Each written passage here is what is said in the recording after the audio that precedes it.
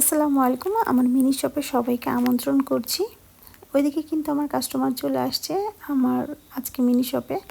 আশা করছি আপনারাও চলে আসবেন আমার কমেন্ট বক্সে, কারণ কমেন্ট বক্সে কিন্তু আপনারা আসলেই আমি বুঝতে পারবেন যে কে কে আমার ভিডিও দেখেছেন।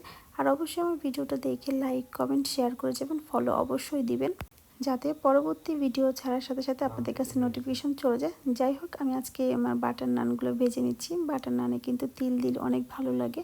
আর দিয়ে দিচ্ছি সাথে হচ্ছে ঘি। আর ঘিটা কিন্তু স্মেল অনেক বেশি ভালো লাগে বাটার নানে। বাটার নান খেতে কিন্তু আমার বেশ ভালো লাগে গ্রিল দিয়ে। আর তোমাদের কাছে কেমন লাগে বাটার নান খেতে অবশ্যই কিন্তু কমেন্টে জানিয়ে যাবা।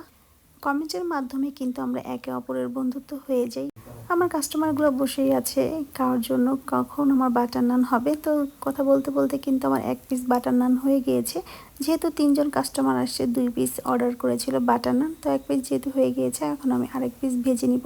আর বাটার নানটা কিন্তু উপর দিয়ে স্লাইস করলে কিন্তু এখানে ঘিটা ভালোভাবে ঢুকে। আর তিল দিলে কিন্তু এটার পরিবেশন দেখতে যেমন সুন্দর লাগে, খেতেও কিন্তু বেশ মজা লাগে।